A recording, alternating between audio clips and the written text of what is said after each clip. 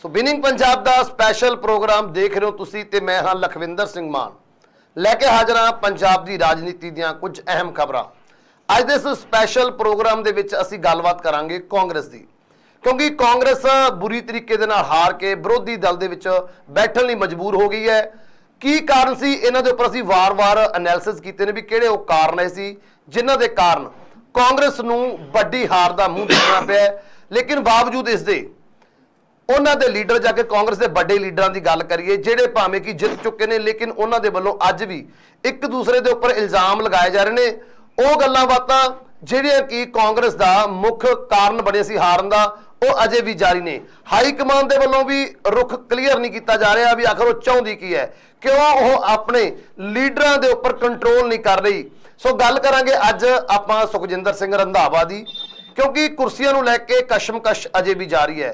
ਜਿੱਥੇ ਪਹਿਲਾਂ ਸੀਐਮ ਦੀ ਕੁਰਸੀ ਦੇ ਉੱਪਰ ਸਵਾਲ ਸੀ ਵੀ ਕੌਣ ਸੀਐਮ ਦੀ ਕੁਰਸੀ ਉੱਪਰ ਬੈਠੇਗਾ, ਇਲਜ਼ਾਮ ਤਲਾਸ਼ੀਆਂ ਇੱਕ ਦੂਸਰੇ ਵੱਲੋਂ ਲੱਗ ਰਹੇ ਸੀ, ਇੱਕ ਦੂਜੇ ਨੂੰ ਨੀਚਾ ਦਿਖਾਉਣ ਦੀ ਕੋਸ਼ਿਸ਼ ਕਰੀ ਸੀ, ਜਿਹੜਾ ਕਿ ਮੇਨ ਕਾਰਨ ਬਣਿਆ ਸੀ ਕਾਂਗਰਸ ਫੁੱਟ ਦਾ। ਇਹ ਮੇਨ ਕਾਰਨ ਬਣਿਆ ਸੀ ਪੰਜਾਬ ਦੇ ਵਿੱਚ ਕਾਂਗਰਸ ਹਾਰਨ ਦਾ। ਲੇਕਿਨ ਕਾਂਗਰਸ ਹਾਰ ਵੀ ਚੁੱਕੀ ਹੈ, ਹਾਸ਼ੀਏ ਵੱਲ ਚਲੀ ਗਈ ਹੈ। ਬਾਵਜੂਦ ਇਸ ਦੇ ਇਹ ਇਲਜ਼ਾਮ ਅੱਜ ਵੀ ਲੱਗ ਰਹੇ ਨੇ। ਕਿਸ ਤਰ੍ਹਾਂ ਦੇ ਇਲਜ਼ਾਮ ਹੁਣ ਕਿਹੜੀਆਂ ਕੁਰਸੀਆਂ ਨੂੰ ਲੈ ਕੇ ਲੱਗ ਰਹੇ ਨੇ, ਆਪਾਂ ਉਹਦੇ ਬਾਰੇ ਗੱਲਬਾਤ ਕਰਾਂਗੇ। ਜਿਵੇਂ ਕਿ ਨਵਜੋਤ ਸਿੰਘ ਸਿੱਧੂ ਦੇ ਵੱਲੋਂ ਅਹੁਦੇ ਦੇ ਉੱਪਰੋਂ, ਆਪਣੇ ਪ੍ਰਧਾਨਗੀ ਦੇ ਅਹੁਦੇ ਦੇ ਉੱਪਰੋਂ ਅਸਤੀਫਾ ਹਾਈ ਕਮਾਂਡ ਨੂੰ ਭੇਜ ਦਿੱਤਾ ਗਿਆ। ਉਸ ਤੋਂ ਬਾਅਦ ਪ੍ਰਧਾਨ ਦੀ ਕੁਰਸੀ ਦੀ ਰੇਸ ਵਿੱਚ ਕੌਣ ਆ, ਉਸ ਬਾਰੇ ਗੱਲਬਾਤ ਕਰਾਂਗੇ। ਤੇ ਨਾਲ ਹੀ ਨਾਲ ਗੱਲਬਾਤ ਕਰਾਂਗੇ ਵਿਰੋਧੀ ਦਲ ਦੇ ਨੇਤਾ ਦੀ, ਵਿਰੋਧੀ ਦਲ ਦੇ ਨੇਤਾ ਦੀ ਕੁਰਸੀ ਉੱਪਰ ਕੌਣ ਬੈਠੇਗਾ, ਕਿਉਂਕਿ ਇਸ ਕੁਰਸੀ ਦੇ ਲਈ ਵੀ ਦਾਅਵੇਦਾਰੀਆਂ ਕਈ ਲੀਡਰਾਂ ਵੱਲੋਂ ਪੇਸ਼ ਕੀਤੀਆਂ ਗਈਆਂ ਨੇ। ਕਿਹੜੇ ਲੀਡਰਾਂ ਵੱਲੋਂ ਦਾਅਵੇਦਾਰੀਆਂ ਪੇਸ਼ ਕੀਤੀਆਂ ਗਈਆਂ ਨੇ ਤੇ ਕਿਹੜੇ ਉਹ ਦਾਅਵੇਦਾਰ ਨੇ ਜਿਨ੍ਹਾਂ ਦੇ ਉੱਪਰ ਹਾਈ ਕਮਾਂਡ ਮੋਹਰ ਲਗਾ ਸਕਦੀ ਹੈ, ਇਸ ਬਾਰੇ ਵੀ ਗੱਲਬਾਤ ਕਰਾਂਗੇ। ਨਾਲ ਹੀ ਨਾਲ ਗੱਲਬਾਤ ਕਰਾਂਗੇ ਸੁਨੀਲ ਜਾਖੜ ਦੀ, ਜਿਨ੍ਹਾਂ ਨੇ ਕਿ ਭਾਵੇਂ ਪੰਜਾਬ ਦੀ ਸਰਗਰਮ ਸਿਆਸਤ ਵਿੱਚੋਂ ਰੁਖਸਤ ਹੋਣ ਦੀ ਗੱਲ ਕਹੀ ਸੀ ਵੀ ਮੈਂ ਜੋ ਸਰਗਰਮ ਸਿਆਸਤ ਆ ਉਹਦੇ ਵਿੱਚ ਨਹੀਂ ਰੁਕਾਂਗਾ, ਲੇਕਿਨ ਬਾਵਜੂਦ ਇਸ ਦੇ ਸਭ ਤੋਂ ਜ਼ਿਆਦਾ ਉਹ ਸਰਗਰਮ ਪੰਜਾਬ ਦੀ ਸਿਆਸਤ ਦੇ ਵਿੱਚ ਕਾਂਗਰਸ ਵੱਲੋਂ ਹੋ ਚੁੱਕੇ ਨੇ। ਲਗਾਤਾਰ ਉਹਨਾਂ ਵੱਲੋਂ ਬਿਆਨਬਾਜ਼ੀਆਂ ਹੋ ਰਹੀਆਂ ਨੇ। ਹੁਣ ਕਿਹੜੇ ਨਵੇਂ ਬਿਆਨ ਦੇ ਨਾਲ ਚਰਚਾ ਵਿੱਚ ਨੇ, ਸੀਐਮ ਚੰਨੀ ਦੇ ਲਈ ਸੁਨੀਲ ਜਾਖੜ ਦੇ ਕੀ ਬੋਲ ਨੇ, ਉਸ ਬਾਰੇ ਵੀ ਗੱਲਬਾਤ ਕਰਾਂਗੇ। ਤੇ ਗੱਲਬਾਤ ਕਰਨ ਦੇ ਲਈ ਮੇਰੇ ਨਾਲ ਜੁੜੇ ਹੋਏ ਨੇ ਪ੍ਰੋਫੈਸਰ ਮਨਜੀਤ ਸਿੰਘ ਅਣਖੀ ਜੀ। ਸਭ ਤੋਂ ਪਹਿਲਾਂ ਸਵਾਗਤ ਕਰਾਂਗੇ ਅਣਖੀ ਜੀ, ਇਸ ਸਪੈਸ਼ਲ ਪ੍ਰੋਗਰਾਮ ਦੇ ਵਿੱਚ ਸਵਾਗਤ ਹੈ ਜੀ। ਬਹੁਤ ਬਹੁਤ ਸ਼ੁਕਰੀਆ ਲਖਵਿੰਦਰ ਜੀ।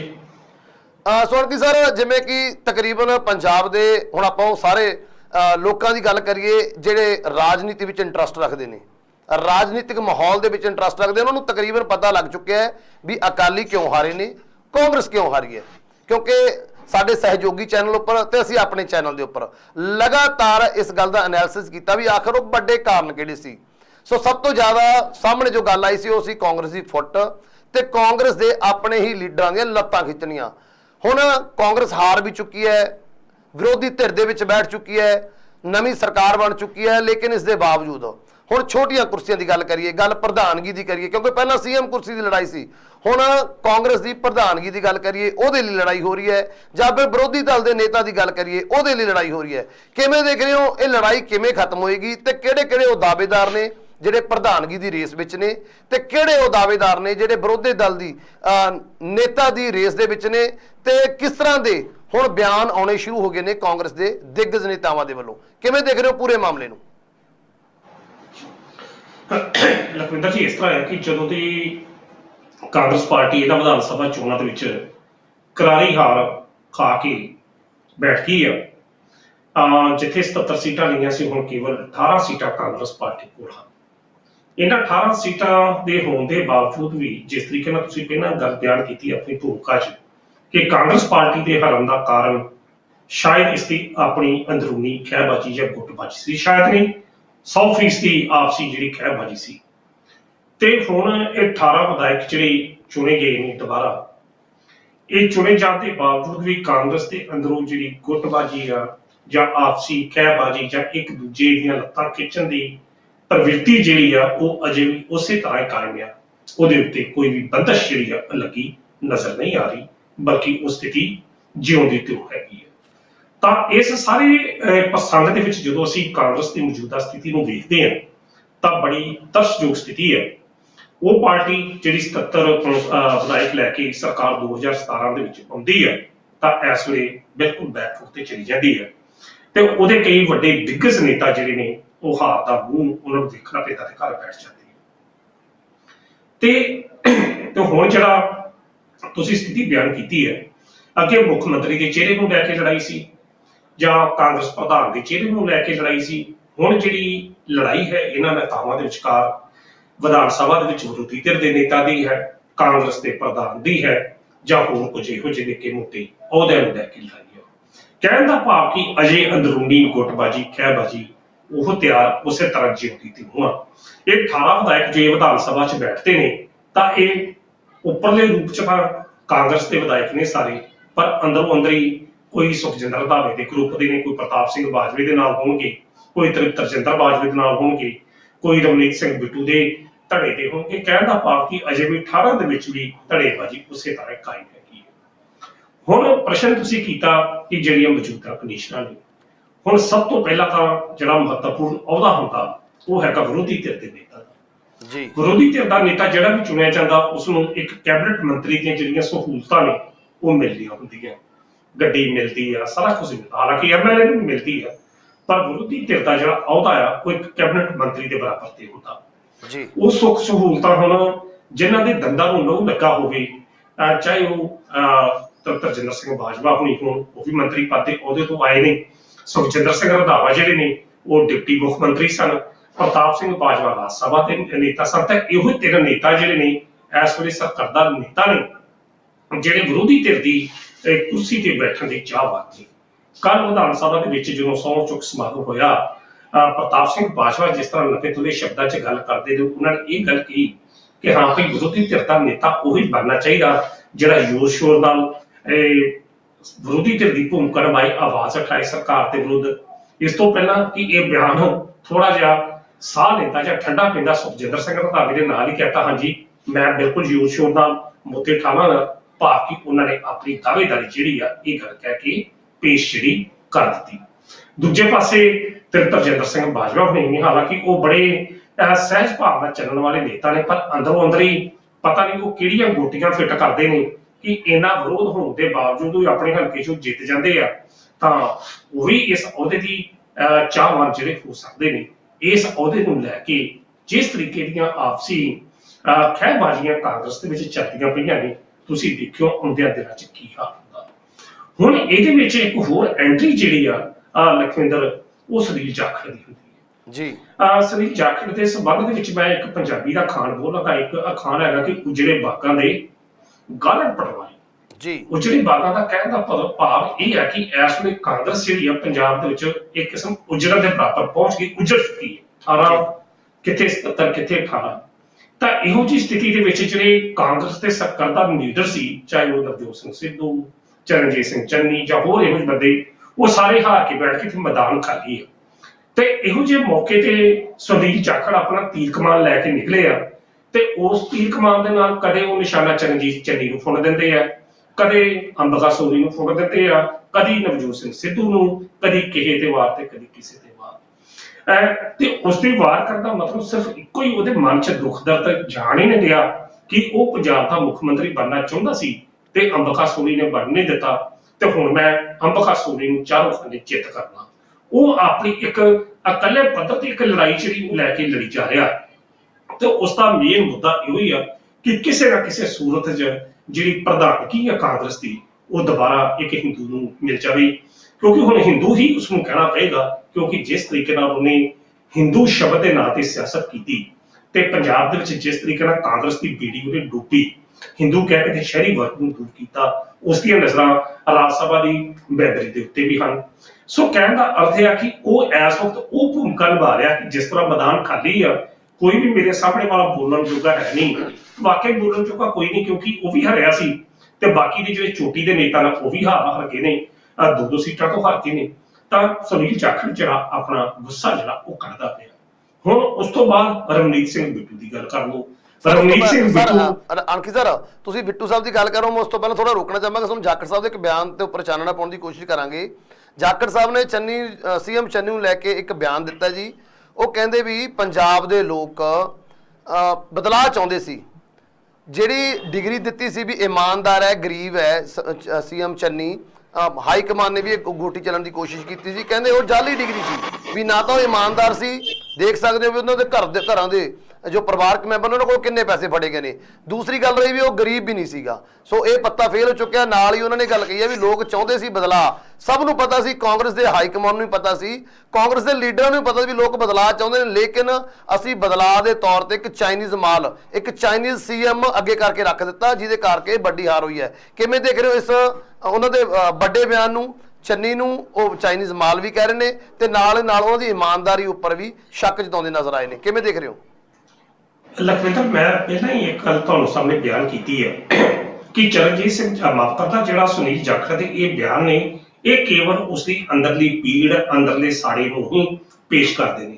ਕਿਉਂਕਿ ਸੁਨੀਲ ਜਾਖੜ ਦੇ ਨਾਂ ਦੀ ਕੋਟੀ ਜਦੋਂ ਫਿੱਟ ਹੋਣ ਲੱਗੀ ਮੁੱਖ ਮੰਤਰੀ ਦੇ ਨਾਂ ਤੇ, ਇਹਨਾਂ ਨੂੰ ਹਟਾ ਕੇ ਸੁਖਜਿੰਦਰ ਰੰਧਾਵੇ ਦਾ ਨਾਂ ਆਇਆ, ਸੁਖਜਿੰਦਰ ਰੰਧਾਵੇ ਨੂੰ ਹਟਾ ਕੇ ਚਰਨਜੀਤ ਸਿੰਘ ਚੰਨੀ ਨੂੰ ਬਣਾ ਦਿੱਤਾ ਗਿਆ। ਉਹ ਜਿਹੜਾ ਇੱਕ ਦੁੱਖ ਆ, ਅੰਦਰਲੀ ਪੀੜ ਜਿਹੜੀ ਆ, ਉਹ ਸੁਨੀਲ ਜਾਖੜ ਤੋਂ ਮਰਦੇ ਦਮ ਤੱਕ ਵੀ ਨਹੀਂ ਭੁੱਲਣੀ, ਜੋ ਮਰਜ਼ੀ ਹੋ ਜਾਵੇ। ਇਸੇ ਕਰਕੇ ਹੀ ਉਹਦੇ ਵੱਲੋਂ ਨਿੱਤ ਅਜਿਹੇ ਬਿਆਨ ਦਿੱਤੇ ਜਾ ਰਹੇ ਆ। ਅੱਜ ਉਹ ਚੰਨੀ ਦੀ ਇਮਾਨਦਾਰੀ ਤੇ ਪ੍ਰਸ਼ਨ ਚਿੰਨ੍ਹ ਉਠਾ ਰਿਹਾ, ਅੱਜ ਉਹ ਚੰਨੀ ਨੂੰ ਚਾਈਨੀ ਮਾਲ ਕਹਿ ਰਿਹਾ। ਤੇ ਜਿਸ ਦਿਨ ਚਰਨਜੀਤ ਸਿੰਘ ਚੰਨੀ ਦੇ ਹੱਕ ਦੇ ਵਿੱਚ ਬੈਠ ਕੇ ਉਹ ਗੱਲਾਂ ਬਾਤਾਂ ਕਰਦਾ ਸੀ, ਤਾਂ ਫਿਰ ਉਸ ਦਿਨ ਉਹ ਕਿੱਥੇ ਸੀ? ਤੇ ਸੈਕੰਡਲੀ, ਜੇ ਸੁਨੀਲ ਜਾਖੜ ਇੰਨੀ ਹੀ ਕਰਨੀ ਤੇ ਕਥਨੀ ਦੇ ਪੱਕੇ ਨੇ, ਤਾਂ ਫਿਰ ਉਹਨੂੰ ਆਪਣੇ ਬਿਆਨਾਂ ਤੇ ਕਾਇਮ ਰਹਿਣਾ ਚਾਹੀਦਾ। ਇਹੋ ਚਰਨਜੀਤ ਸਿੰਘ ਚੰਨੀ ਸੀ ਜਦੋਂ ਕਾਂਗਰਸ ਦੀ ਚੋਣ ਮੁਹਿੰਮ ਆਪਣੇ ਸਿਖਰ ਤੇ ਸੀ, ਤਾਂ ਉਸ ਵਕਤ ਸੁਨੀਲ ਜਾਖੜ ਨੇ ਇਹ ਗੱਲ ਕਹਿ ਕੇ ਘਰ ਬੈਠ ਕੇ ਕਿ ਮੈਂ ਵੀ ਸਰਗਰਮ ਸਿਆਸਤ ਤੋਂ ਤਕਰੀਬਨ ਸੰਨਿਆਸ ਲੈਣਾ, ਮੈਂ ਕੋਈ ਮੀਟਿੰਗ ਨਹੀਂ ਕਰਨੀ, तो वाकया किसी भी चोण प्रचार का हिस्सा नहीं बने। हालांकि वो कंपेन कमेटी का चेयरमैन सी। कहने का अर्थ है कि सुनील जाखड़ के जिहड़े अजिहे बोल ने, वो सिर्फ ते सिर्फ अपनी सरकार की बेड़ी दे विच, पार्टी सरकार तो हुण नहीं है, अपनी ही पार्टी की बेड़ी च होर वट्टे पा रहा। जिस तरीके नाल उसने अगे हिंदू सिख का जिहड़ा एक मुठ पैदा करके जिहड़ा उन्हें पार्टी का जिहड़ा नुकसान किया। तुसीं मैं बिट्टू की गल कर सकदा, रवनीत सिंह बिट्टू पंजाब विच कांग्रेस की हार का कारण सिर्फ कैप्टन अमरिंदर सिंह नूं मनदा। बाकी कुछ हद तक जिहड़े दलीलां जिहड़ियां पेश कीतियां ने रवनीत सिंह बिट्टू ने, जां जिहड़े तत्थ पेश कीते ने, पूर्ण तौर ते वो ठीक नहीं। पर उहदे नाल ही नाल जेकर तुसीं उस दौर दे विच कांग्रेस के मौजूदा प्रधान, तत्कालीन प्रधान जिहड़ा सुनील जाखड़ की गल करो, कैप्टन ते सुनील जाखड़ की जिहड़ी जोड़ी सी, 4.5 दौरान पंजाब नूं जबरदस्त नुकसान पहुंचाया। ਇਹੋ सुनील जाखड़ कैप्टन अमरिंदर सिंह ने कदे सामने बोलिया नहीं, अज नहीं बोलिया, उस वे घुंगलियां मूँह च पा के बैठ गया। तो हुण जदों बिल्कुल कांग्रेस उजड़ पुजड़ चुकी है, तो बतौर पटवारिया वांगू तुरया फिरदा, गालड़ जिस तरह उजड़े बागन ने गालड़ पटवारी की, वो भी गलत आ, वो भी गलत आ, वो भी गलत आ। ते जेकर कांग्रेस का भला होना चाहिए तो सिर्फ वही बेड़ी मैं पार कर सकना। सुनील जाखड़ अजकल इन्हां लीहां नूं जां इन्हां प्रसंगां नूं लैके चलदा पिया, जां इन्हां तत्थां नूं लैके गल करदा पिया। पर लखविंदर जी, जो स्थिति कांग्रेस पार्टी की हुई है पंजाब दे विच, इहो ही 4-5 नेतावां की हुई है। चरणजीत सिंह है, आपां कसूर इन्हां लोकल नेतावां दा भी ना कढीए। अगर कसूर है तो कांग्रेस हाईकमान का कसूर है। कांग्रेस हाईकमान ने अपना उल्लू सीधा करने वास्ते पंजाब के अंदर धड़ेबाजी नूं पैदा किया। धड़ेबाजी के उत्ते कदे भी उसने रोक लाने का यतन नहीं किया। नंबर 2, पंजाब दे विच कई धड़े जिहड़े ने वो कांग्रेस हाईकमान की ही पैदावार की उपज ने, उन्हें पैदा किए सिर्फ इस करके क्योंकि जेकर राज्यां दे विच कांग्रेस कमजोर होवेगी तो उन्हां दी उपरली इकाई नूं किसी किस्म का कोई खतरा नहीं होवेगा। हाईकमान ने यह सोचा। जेकर वाकई ही कांग्रेस इन्नी गंभीर हुंदी, जदों नवजोत सिद्धू नूं पार्टी प्रधान बनाया गया, फिर उस वक्त मुख मंत्री का चेहरा उसनूं क्यों ना ला लिया गया। हुण भी जदों कांग्रेस पार्टी की करारी हार हो चुकी है पंजाब दे विच, और किहड़े कारनां करके हुई है, मुख मंत्री चन्नी ते किहड़े इल्जाम लगे, किहड़ी ईडी ने रेड फड़िया, कांग्रेस हाईकमान ने हार की जिम्मेवारी जिहड़ी आ फिर पार्टी प्रधान ते क्यों सुट्टी, उस व्यक्ति ते क्यों नहीं सुट्टी जिहड़ा व्यक्ति मुख मंत्री के उम्मीदवार के रूप दे विच कांग्रेस हाईकमान ने पेश किया ते जिहदे नाम ते चोणां जिहड़ियां लड़ियां जा रहीआं सन। जे कैप्टन अमरिंदर सिंह नूं हटाउणा सी तां कैप्टन अमरिंदर सिंह नूं फिर चोणां तो ठीक 6 महीने पहला क्यों हटाया, पहला क्यों नहीं हटाया। लखविंदर जी, ये भी गल पक्की है, सब काहे के बावजूद जेकर कैप्टन अमरिंदर सिंह के नाम हेठां 2022 ਦੀਆਂ ਚੋਣਾਂ लड़ियां ਜਾਂਦੀਆਂ ਤਾਂ ਇਹ ਗੱਲ पक्की है कि जिहड़ी कांग्रेस की हालत आज दिखाई देती है, शायद ये ਬੈਟਰ ਹੁੰਦੀ, ਕਿਉਂਕਿ ਕੈਪਟਨ ਅਮਰਿੰਦਰ ਸਿੰਘ ਦਾ ਇੱਕ ਲੋਕਾਂ ਦੇ ਵਿੱਚ ਅੱਜ ਬੇਸ਼ੱਕ ਉਸਦੀ ਕਾਰਜਸ਼ੈਲੀ ਕਰਕੇ ਪੰਜਾਬ ਦੇ ਲੋਕ ਉਸ ਨਾਲ ਨਾਰਾਜ਼ ਸਨ, ਉਸਦੀ ਗੱਲ ਸੁਣਨਾ ਪਸੰਦ ਨਹੀਂ ਸਨ ਕਰਦੇ, ਪਰ ਇਹ ਸਭ ਦੇ ਬਾਵਜੂਦ ਕੈਪਟਨ ਅਮਰਿੰਦਰ ਸਿੰਘ ਦਾ ਇੱਕ ਚਿਹਰਾ, ਇੱਕ ਵਿਅਕਤੀਤਾ, ਇੱਕ ਸ਼ਖਸੀਅਤ ਪੰਜਾਬ ਦੇ ਲੋਕਾਂ ਦੇ ਵਿੱਚ ਉਹ ਜਿਹੀ ਸੀ ਜਿਹੜੀ ਕਾਂਗਰਸ ਦੀ ਕੁਝ ਸਥਿਤੀ ਨੂੰ ਬਹਾਲ ਕਰ ਸਕਦੀ ਸੀ। ਇਹੋ ਜਿਹਾ ਹਾਲ ਨਹੀਂ ਸੀ ਹੋਣਾ ਜਿਹੋ ਜਿਹਾ ਹਾਲ ਜਿਹੜਾ ਮੌਜੂਦਾ ਸਮੇਂ ਵਿੱਚ ਹੋਇਆ। ਪਰ ਸਰ ਅਣਕੀ ਸਰ, ਜੇ ਆਪਾਂ ਤੁਸੀਂ ਕੈਪਟਨ ਸਾਹਿਬ ਦੀ ਗੱਲ ਕਰ ਰਹੇ ਹੋ, ਉਹਨਾਂ ਦੇ ਚਿਹਰੇ ਦੀ ਗੱਲ ਕਰ ਰਹੇ ਹੋ, ਜੇਕਰ ਉਹਨਾਂ ਦੇ ਹਲਕੇ ਦੀ ਗੱਲ ਕਰੀਏ ਜਾਂ ਉਹਨਾਂ ਦੀ ਸੀਟ ਦੀ ਗੱਲ ਕਰੀਏ, ਜੇਕਰ ਉਹਨਾਂ ਦਾ ਇੰਨਾ ਆਧਾਰ ਅਜੇ ਵੀ ਲੋਕਾਂ ਦੇ ਵਿੱਚ ਕਾਇਮ ਸੀ, ਜਿਵੇਂ ਤੁਸੀਂ ਕਹਿਣ ਦੀ ਕੋਸ਼ਿਸ਼ ਕਰ ਰਹੇ ਹੋ ਵੀ ਇਸ ਤਰ੍ਹਾਂ ਦੇ ਹਾਲਾਤ ਨਹੀਂ ਬਣਨੇ ਸੀ ਕਾਂਗਰਸ ਦੇ, ਉਹ ਤਾਂ ਆਪਣੀ ਸੀਟ ਵੀ ਹਾਰ ਚੁੱਕੇ ਨੇ ਤੇ ਬੁਰੀ ਤਰੀਕੇ ਨਾਲ ਹਾਰੇ ਨੇ, ਜ਼ਮਾਨਤ ਜ਼ਬਤ ਤੱਕ ਹੋਈ ਉਹਨਾਂ ਦੀ। ਮੈਂ ਬਿਲਕੁਲ ਲੌਜਿਕ ਤੁਸੀਂ ਦਲੀਲ ਵਾਲਾ ਪ੍ਰਸ਼ਨ ਕੀਤਾ। ਹੁਣ ਜਿਹੜੀ ਕੈਪਟਨ ਅਮਰਿੰਦਰ ਸਿੰਘ ਦੀ ਜਿਹੜੀ ਸਥਿਤੀ ਆ, ਉਹ ਪੰਜਾਬ ਦੇ ਕਾਂਗਰਸ ਪਾਰਟੀ ਦੇ ਉਸ ਨੇਤਾ ਦੇ ਰੂਪ ਦੇ ਵਿੱਚ ਹੈਗੀ ਆ ਜਿਸ ਨੂੰ ਉਸਦੀ ਪਾਰਟੀ ਦੇ ਮੁੱਖ ਮੰਤਰੀ ਦੇ ਅਹੁਦੇ ਤੋਂ ਲਾ ਕੇ ਪਾਰਟੀ ਚੋਂ ਬਾਹਰ ਦਾ ਰਸਤਾ ਵਿਖਾ ਦਿੱਤਾ। ਹੁਣ ਉਸਦੀ ਸਥਿਤੀ ਬਿਲਕੁਲ ਉਹੀ ਆ, ਪਰ ਮੈਂ ਉਸ ਸਥਿਤੀ ਦੀ ਗੱਲ ਕਰਦਾ ਪਿਆ ਜਦੋਂ ਉਹ ਪੰਜਾਬ ਦਾ ਮੁੱਖ ਮੰਤਰੀ ਸੀ। ਕੈਪਟਨ ਅਮਰਿੰਦਰ ਸਿੰਘ ਹੋਣੀ ਮੁੱਖ ਮੰਤਰੀ ਸਨ, ਕਾਂਗਰਸ ਦੇ ਨੇਤਾ ਸਨ। ਕਿਸੇ ਵੀ ਵਿਧਾਇਕ ਦੀ, ਕਿਸੇ ਵੀ ਹੋਰ ਬੰਦੇ ਦੀ ਜਾਂ ਇਤਾਂ ਵਿਰੋਧੀ ਧਿਰ ਦੀ ਇੰਨੀ ਵੱਡੀ ਅਸੀਂ ਕਹਿ ਸਕਦੇ ਕਿ ਤਾਕਤ ਨਹੀਂ ਸੀ ਕਿ ਕੈਪਟਨ ਅਮਰਿੰਦਰ ਨੂੰ ਉਸ ਪੱਧਰ ਤੇ ਚੈਲੰਜ ਦਿੱਤਾ ਜਾਂਦਾ ਜਿਸ ਪੱਧਰ ਤੇ ਚਰਨਜੀਤ ਸਿੰਘ ਚੰਨੀ ਜਾਂ ਬਾਕੀ ਨੇਤਾਵਾਂ ਨੂੰ ਹੁਣ ਦਿੱਤਾ ਜਾ ਰਿਹਾ। ਅਗਰ ਉਸਦੀ ਅਗਵਾਈ ਚ ਅਗਰ ਚੋਣਾਂ ਲੜੀਆਂ ਜਾਂਦੀਆਂ ਕੈਪਟਨ ਅਮਰਿੰਦਰ ਦੀ ਅਗਵਾਈ ਵਿੱਚ, ਬੇਸ਼ੱਕ ਉਹਨੇ ਬਹੁਤ, ਪਰ ਕਾਂਗਰਸ ਦੀ ਹਾਲਤ ਜਿੱਤਣ ਲਈ ਨਹੀਂ ਸੀ, ਪਰ ਇਹੋ ਜਿਹੀ ਹਾਲਤ ਨਹੀਂ ਸੀ ਬਣੀ ਜਿਹੜੀ ਅੱਜ ਹਾਲਤ ਹੋਈ ਹੈ। ਮੈਂ ਇਹ ਗੱਲ ਕਹਿਣ ਦਾ ਬਿਆਨ ਜਿਹੜਾ ਕਰ ਰਿਹਾ, ਕੈਪਟਨ ਅਮਰਿੰਦਰ ਸਿੰਘ ਦਾ ਜਿਹੜਾ ਇਮੇਜ ਆ ਬੇਸ਼ੱਕ ਅੱਜ ਦੀ ਤਰੀਕ 'ਚ ਜ਼ੀਰੋ ਆ। ਤੁਸੀਂ ਪੰਜਾਬ ਦੀ ਸਿਆਸਤ ਦੇ ਵਿੱਚ, ਮੈਂ ਪਹਿਲੀ ਗੱਲ ਕਰ ਰਿਹਾ, ਅੱਜ ਨਹੀਂ ਕਰ ਰਿਹਾ, ਅੱਜ ਤਾਂ ਉਹ ਮੰਫੀ ਹੋ ਚੁੱਕੇ ਨੇ, ਉਸ ਵਕਤ ਉਹ ਮੰਫੀ ਨਹੀਂ ਸਨ। ਹੁਣ ਤਾਂ ਅਗਰ ਲਖਵਿੰਦਰ ਜੀ ਗੱਲ ਕਰੋ, ਹੁਣ ਤਾਂ ਪੰਜਾਬ ਦੀ ਸਿਆਸਤ ਦੇ ਵਿੱਚੋਂ ਨਵਜੋਤ ਸਿੰਘ ਸਿੱਧੂ ਵਰਗਾ ਚਿਹਰਾ ਵੀ ਮੰਫੀ ਹੋ ਗਿਆ।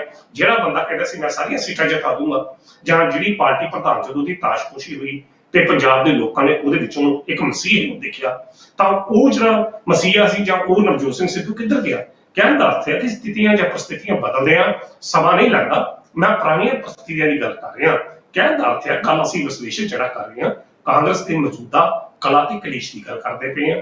ਜੇਕਰ ਕਾਂਗਰਸ ਪਾਰਟੀ ਦੇ ਵਿੱਚ ਅੱਜ ਦੀ ਤਰੀਕ ਦੇ ਵਿੱਚ ਵੀ ਅਜਿਹੇ ਗੁੱਪਬਾਜ਼ੀਆਂ, ਅਜਿਹੇ ਧੜੇਬੰਦੀਆਂ ਰਹੀਆਂ, ਤਾਂ ਕਾਂਗਰਸ ਪਾਰਟੀ ਦੂਰ ਨਹੀਂ ਆ ਕਿ ਇਹ ਮੋਮਬੱਤੀ ਲੈ ਕੇ ਇੱਕ ਦਾ ਜਿਸ ਤਰੀਕੇ ਨਾਲ ਵਿਧਾਇਕ ਅਕਾਲੀ ਦਲ ਦੇ 3 ਰਹਿ ਗਏ ਨੇ।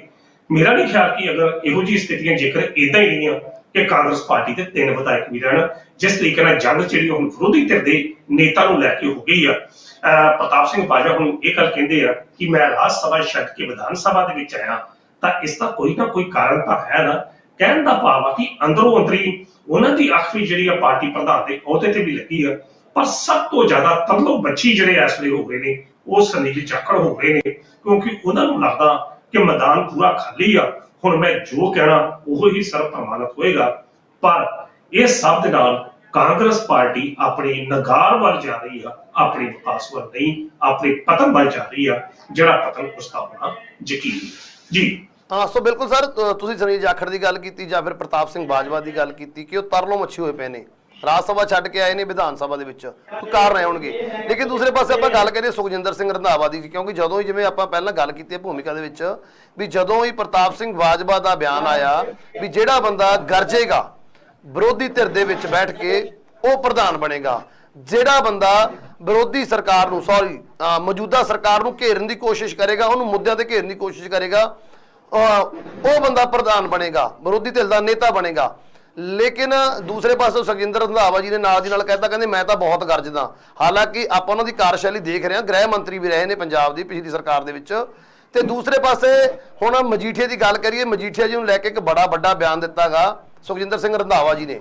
ਉਹ ਕਹਿੰਦੇ ਵੀ ਮਜੀਠੀਆ ਨੂੰ ਸਲਾਖਾਂ ਪਿੱਛੇ ਜੋ ਭੇਜਿਆ ਗਿਆ ਤਾਂ ਮੇਰੇ ਵੱਲੋਂ ਭੇਜਿਆ ਗਿਆ, ਉਹ ਮੇਰੀ ਹੀ ਕਾਰਜਸ਼ੈਲੀ ਸੀ, ਮੇਰੀ ਕੋਸ਼ਿਸ਼ ਸੀ ਵੀ ਉਹਨੂੰ ਸਜ਼ਾ ਦਵਾਈ ਜਾਵੇ। ਉਹ ਕਹਿੰਦੇ ਮੈਂ ਜਿਹੜੀ ਸਲਾਖਾਂ ਦੇ ਪਿੱਛੇ ਭੇਜਿਆ ਉਹ ਮੈਂ ਭੇਜਿਆ। ਉਹ ਕ੍ਰੈਡਿਟ ਪੂਰੇ ਦਾ ਪੂਰਾ ਕ੍ਰੈਡਿਟ ਖੁਦ ਨੂੰ ਲੈਣਾ ਚਾਹੁੰਦੇ ਨੇ, ਸਰਕਾਰ ਦੀ ਗੱਲ ਨਹੀਂ ਕਰ ਰਹੇ। ਕਹਿੰਦੇ ਮੈਂ ਮਜੀਠੀਆ ਨੂੰ ਸਲਾਖਾਂ ਪਿੱਛੇ ਭੇਜਿਆ, ਹੁਣ ਸਜ਼ਾ ਦਿਵਾਉਣ ਦਾ ਕੰਮ ਆਮ ਆਦਮੀ ਪਾਰਟੀ ਦਾ। ਕਿਵੇਂ ਦੇਖ ਰਹੇ ਹੋ ਸੁਖਜਿੰਦਰ ਰੰਧਾਵਾ ਦੇ ਇਸ ਬਿਆਨ ਪਿੱਛੇ ਆਖਰ ਹਕੀਕਤ ਕੀ ਛਿਪੀ ਹੋਈ ਹੈਗੀ? ਦੇਖੋ, ਇਹੋ ਜਿਹੜੀ ਜਿਹੜੀ ਹੈਗੀ ਨਾ, ਮੈਂ ਕੀਤਾ ਕਾਂਗਰਸ ਪਾਰਟੀ ਨੂੰ ਇਹੋ ਮੈਂ ਲੈ ਕੇ ਬੈਠੀ। ਕਾਂਗਰਸ ਪਾਰਟੀ ਕਦੇ ਵੀ ਇੱਕ ਟੀਮ ਵਰਕ ਵਜੋਂ ਕੰਮ ਕਰਨਾ ਨਹੀਂ ਉਹਨੇ ਸ਼ੁਰੂ ਕੀਤਾ। ਨਵਜੋਤ ਸਿੰਘ ਸਿੱਧੂ ਬੋਲਦਾ ਸੀ, ਉਹ ਵੀ ਮੈਂ ਕਰਦਾ ਸੀ। ਅੱਜ ਸੁਖਜਿੰਦਰ ਸਿੰਘ ਰੰਧਾਵਾ ਉਹਨਾਂ ਨੇ ਗੱਲ ਕੀਤੀ, ਮੈਂ ਕੀਤਾ।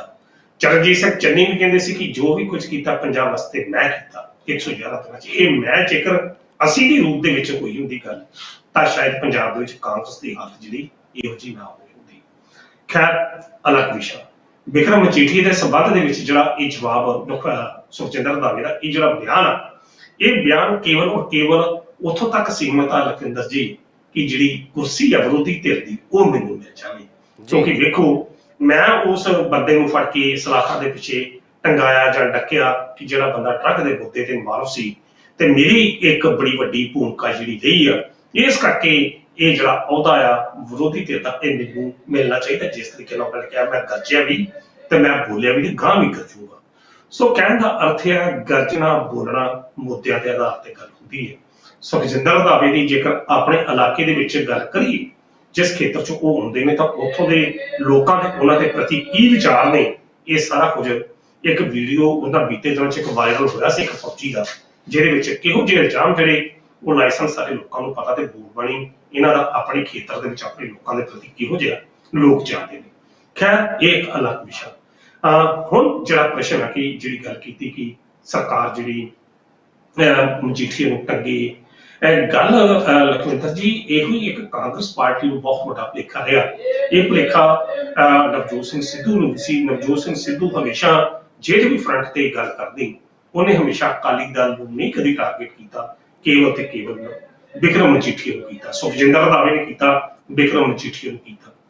ਤਾਂ ਜੇਕਰ ਬਿਕਰਮ ਮਜੀਠੀਆ ਦੀ ਬਜਾਏ ਸਮੁੱਚੇ ਅਕਾਲੀ ਦਲ ਦੀਆਂ ਗਲਤ ਨੀਤੀਆਂ ਨੂੰ ਇਹਨਾਂ ਨੇਤਾਵਾਂ ਵੱਲੋਂ ਨਿਸ਼ਾਨਾ ਬਣਾਇਆ ਜਾਂਦਾ, ਆਧਾਰ ਬਣਾਇਆ ਜਾਂਦਾ, ਤਾਂ ਸਾਹਿਤ ਸਿੱਟੇ ਕੁਝ ਹੋਰ ਹੁੰਦੇ।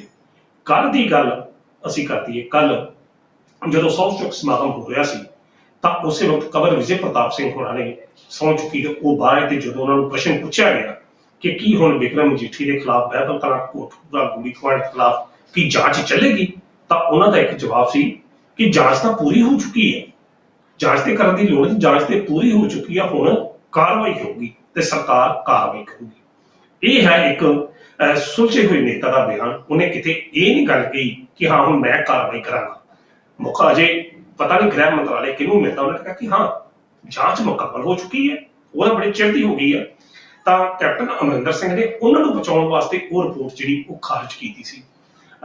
ਆਪਣੇ ਲਖਵਿੰਦਰ ਜੀ, ਮੈਂ ਕਵਰ ਵਿਜੇ ਪ੍ਰਤਾਪ ਦੀ ਇੱਕ ਇੰਟਰਵਿਊ ਕੀਤੀ, ਤਾਂ ਕਵਰ ਵਿਜੇ ਪ੍ਰਤਾਪ ਸਿੰਘ ਹੋਣਾ ਨਾਲ ਜਦੋਂ ਆਪਾਂ ਗੱਲਬਾਤ ਕੀਤੀ ਇਸ ਮੁੱਦੇ ਤੇ, ਉਹ ਇੰਟਰਵਿਊ ਆਪਣੇ ਕੋਲ ਸਾਂਭਿਆ ਪਿਆ ਕਿਤੇ, ਉਹਨਾਂ ਨੇ ਇੱਕ ਕਲੀਅਰ ਕੱਟ ਇਹ ਗੱਲ ਕਹੀ ਸੀ ਕਿ ਇਹੋ ਸੁਖਜਿੰਦਰ ਸਿੰਘ ਰੰਧਾਵਾ ਜਿਹੜਾ ਸੀ ਤ੍ਰਿਪਤ ਰਜਿੰਦਰ ਬਾਜਵਾ, ਸੁਖਜਿੰਦਰ ਸਿੰਘ ਰੰਧਾਵਾ ਦਾ ਸਪੈਸ਼ਲ ਨਾਮ ਉਹਨਾਂ ਨੇ ਜਿਹੜੀ ਗੱਲ ਕੀਤੀ ਸੀ ਕਿ ਕਥਾ ਤੌਰ ਤੇ, ਮੈਂ ਹੁਣ ਕਥਾ ਤੌਰ ਤੇ ਲੱਗਾ ਰਹਿਣਾ ਕਿ ਕਥਾ ਤੌਰ ਤੇ ਇਹ ਵੀ ਉਸ ਹੱਕ ਦੇ ਵਿੱਚ ਸਨ ਕਿ ਕਾਰਵਾਈ ਜਿਹੜੀ ਹੈ SIT ਦੀ ਰਿਪੋਰਟ ਤੇ ਨਾ ਹੋਵੇ। ਇਹਨਾਂ ਲੋਕਾਂ ਦੇ ਚਿਹਰੇ, ਇਹਨਾਂ ਲੋਕਾਂ ਦੇ ਮੋਹਰੇ ਉਹ ਨੇ ਕਹਿਣ ਨੂੰ ਕੁਝ ਹੋਰ, ਇਹ ਗੱਲ ਰਿਕਾਰਡਡ ਬਿਆਨ ਸੀ ਕਿ ਉਸ ਵਕਤ ਕੋਈ ਤਕਨੀਕੀ ਕਾਰਨਾਂ ਕਰਕੇ ਸਾਡੇ ਕੋਲ ਉਹ ਗੱਲ ਸਾਹਮਣੇ ਨਹੀਂ ਸੀ ਆ ਸਕੀ, ਪਰ ਉਹਨਾਂ ਨੇ ਇਹ ਗੱਲ ਕਹੀ ਸੀ ਕਿ ਸੁਖਜਿੰਦਰ ਸਿੰਘ ਰੰਧਾਵਾ ਵੀ ਉਸ ਸਮੇਂ ਅਕਾਲੀ ਦਲ ਦੇ ਹੱਕ ਵਿੱਚ ਭੁਗਤੇ ਸਨ ਤੇ ਚਾਹੁੰਦੇ ਸਨ ਕਿ SIT ਦੀ ਰਿਪੋਰਟ ਜਿਹੜੀ ਆ ਉਹ ਜਿਹੜੀ ਆ ਬਾਹਰ ਨਾ ਆਵੇ। ਤਾਂ ਕੈਪਟਨ ਅਮਰਿੰਦਰ ਸਿੰਘ ਨੇ ਉਹਨਾਂ ਨੂੰ ਬਚਾਉਣ ਕਰਕੇ ਉਹ ਰਿਪੋਰਟ ਖਾਰਜ ਕਰ ਦਿੱਤੀ ਸੀ। ਕਹਿਣ ਦਾ ਅਰਥ ਹੈ ਕਿ ਸੁਖਜਿੰਦਰ ਸਿੰਘ ਰੰਧਾਵਾ ਹੁਣ ਜਿਹੜੇ ਅੱਜ ਕਹਿ ਰਹੇ ਨੇ ਕਿ ਮੈਂ ਉਸ ਨੂੰ ਫੜ ਕੇ ਅੰਦਰ ਟੱਕਿਆ, ਹੁਣ ਇਹ ਸਰਕਾਰ ਦਾ ਫਰਜ਼ ਹੈ।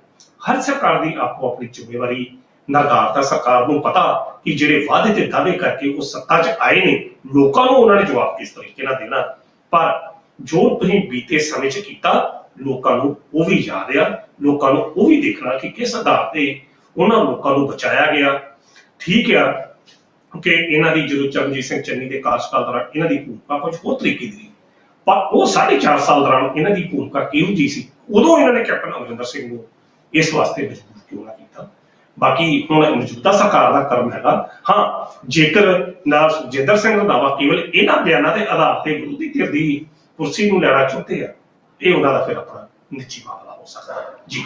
ਬਿਲਕੁਲ ਸਰ, ਬਿਲਕੁਲ। ਮਤਲਬ ਕਿ ਕਹਿਣ ਦੀ ਗੱਲ ਇਹ ਵੀ ਭਾਵੇਂ ਕਿ ਕਾਂਗਰਸ ਦੀ ਵੱਡੀ ਹਾਰ 'ਚ ਹੋ ਚੁੱਕੀ ਆ ਪੰਜਾਬ ਦੇ ਵਿੱਚ, ਵਿਰੋਧੀ ਧਿਰ ਦੀ ਸੀਟਾਂ ਉੱਪਰ ਜਾ ਕੇ ਬੈਠ ਗਏ ਨੇ, ਲੇਕਿਨ ਜਿਹੜੇ ਉਹ ਕਾਰਨ ਸੀ ਲੋਕਾਂ ਨੂੰ ਵੀ ਪਤਾ ਹੈ, ਬਾਰ-ਬਾਰ ਅਸੀਂ ਵੀ ਇੱਥੋਂ ਦੱਸਦੇ ਰਹੇ ਹਾਂ ਵੀ ਇਹ ਕਾਰਨ ਹੈ, ਲੇਕਿਨ ਉਹ ਕਾਰਨਾਂ ਦੇ ਉੱਪਰ ਅਜੇ ਤੱਕ ਨਾ ਤਾਂ ਹਾਈ ਕਮਾਂਡ ਦੇ ਵੱਲੋਂ ਕੋਈ ਐਕਸ਼ਨ ਲਿਆ ਜਾ ਰਿਹਾ ਹੈ, ਨਾ ਹੀ ਇਹ ਨੇਤਾ ਸੋਧਣ ਦੀ ਕੋਸ਼ਿਸ਼ ਕਰਦੇ ਨੇ। ਇਹਨਾਂ ਦਾ ਸਿਰਫ ਔਰ ਸਿਰਫ ਮੁੱਦਾ ਕੁਰਸੀ ਤੱਕ ਸੀਮਿਤ ਲੱਗਦਾ ਵੀ ਇਹਨਾਂ ਨੂੰ ਪੰਜਾਬ ਜਾਂ ਪੰਜਾਬੀਅਤ ਦੀ, ਪੰਜਾਬ ਦੇ ਮੁੱਦਿਆਂ ਦੀ ਫਿਕਰ ਨਹੀਂ, ਸਿਰਫ ਔਰ ਸਿਰਫ ਆਪਣੀ ਕੁਰਸੀ ਦੀ ਫਿਕਰ ਹੈ।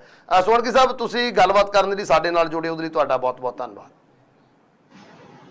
ਬਹੁਤ ਬਹੁਤ ਸ਼ੁਕਰੀਆ ਜੀ। ਇਹ ਸਨ ਪ੍ਰੋਫੈਸਰ ਮਨਜੀਤ ਸਿੰਘ ਅਣਖੀ ਸਾਹਿਬ, ਜਿਨ੍ਹਾਂ ਨੇ ਪੰਜਾਬ ਦੇ ਵਿੱਚ ਕਾਂਗਰਸ ਦੇ ਹਾਲਾਤਾਂ ਦੇ ਉੱਪਰ, ਜੋ ਹੁਣ ਦੇ ਹਾਲਾਤ ਨੇ ਉਹਨਾਂ ਉੱਪਰ ਸਮੀਖਿਆ ਕਰਨ ਦੀ ਕੋਸ਼ਿਸ਼ ਕੀਤੀ ਹੈ, ਦੱਸਣ ਦੀ ਕੋਸ਼ਿਸ਼ ਕੀਤੀ ਹੈ ਕਿ ਇਹ ਜੋ ਲੀਡਰ ਨੇ ਕਾਂਗਰਸ ਦੇ, ਉਹ ਅਜੇ ਵੀ ਆਪਣੀ ਹਾਰ ਦੇ ਉੱਪਰੋਂ ਕੁਝ ਸਿੱਖੇ ਨਹੀਂ। ਗੱਲ ਆਪਾਂ ਨਵਜੋਤ ਸਿੰਘ ਸਿੱਧੂ ਦੀ ਕਰੀਏ, ਚੰਨੀ ਦੀ ਕਰੀਏ, ਉਹ ਚੁੱਪਚਾਪ ਬੈਠੇ ਨੇ, ਕਿਸ ਤਰ੍ਹਾਂ ਦੇ ਕੋਈ ਬਿਆਨ ਨਹੀਂ ਆ ਰਹੇ। ਜਾਖੜ ਸਾਹਿਬ ਨੇ ਜਿਹੜੇ ਕਹਿੰਦੇ ਸੀ ਮੈਂ ਸਰਗਰਮ ਸਿਆਸਤ ਤੋਂ ਲਾਂਭੇ ਹੋਣ ਜਾ ਰਹੇ ਹਾਂ, ਉਹ ਲਗਾਤਾਰ ਬਿਆਨ ਦਾਗ ਰਹੇ ਨੇ। ਸੁਖਜਿੰਦਰ ਰੰਧਾਵਾ ਜੀ ਆਪਣੇ ਆਪ ਨੂੰ ਵੱਡਾ ਲੀਡਰ ਦੱਸਣ ਦੀ ਕੋਸ਼ਿਸ਼ ਕਰ ਰਹੇ ਨੇ, ਕਿਉਂਕਿ ਮਸਲਾ ਸਿਰਫ ਔਰ ਸਿਰਫ ਕੁਰਸੀ ਦਾ ਰਹਿ ਗਿਆ। ਕਿ ਆਉਣ ਵਾਲੇ ਦਿਨਾਂ ਦੇ ਵਿੱਚ ਇਹ ਲੀਡਰ ਆਪਣੀ ਹਾਰ ਤੋਂ ਸਬਕ ਲੈਂਦੇ ਹੋਏ ਲੋਕਾਂ ਦੇ ਵਿੱਚ ਵਿਚਰਨ ਲੱਗਣਗੇ, ਤਾਂ ਜੋ ਕਾਂਗਰਸ ਇੱਕ ਵਾਰ ਫਿਰ ਤੋਂ ਆਪਣੇ ਪੈਰਾਂ ਸਿਰ ਹੋ ਸਕੇ, ਜਾਂ ਫਿਰ ਆਉਣ ਵਾਲੇ ਸਮੇਂ ਦੇ ਵਿੱਚ, ਆਉਣ ਵਾਲੇ ਇਲੈਕਸ਼ਨ ਦੇ ਵਿੱਚ ਕਾਂਗਰਸ ਦਾ ਵੀ ਉਹੀ ਹਸ਼ਰ ਹੋਣ ਵਾਲਾ ਹੈ ਜੋ ਕਿ ਇਸ ਵਿਧਾਨ ਸਭਾ ਚੋਣਾਂ ਦੇ ਵਿੱਚ ਅਕਾਲੀ ਦਲ ਦਾ ਹੋਇਆ। ਸੋ ਕਿਸ ਤਰ੍ਹਾਂ ਦੇ ਰਹਿਣਗੇ ਕਾਂਗਰਸ ਦੇ ਹਾਲਾਤ, ਇਸ ਬਾਰੇ ਜਾਣਨ ਦੇ ਲਈ ਤੁਸੀਂ ਬਣੇ ਰਹੋ ਵਿਨਿੰਗ ਪੰਜਾਬ ਦੇ ਨਾਲ। ਮੈਨੂੰ ਦਿਓ ਇਜਾਜ਼ਤ, ਧੰਨਵਾਦ।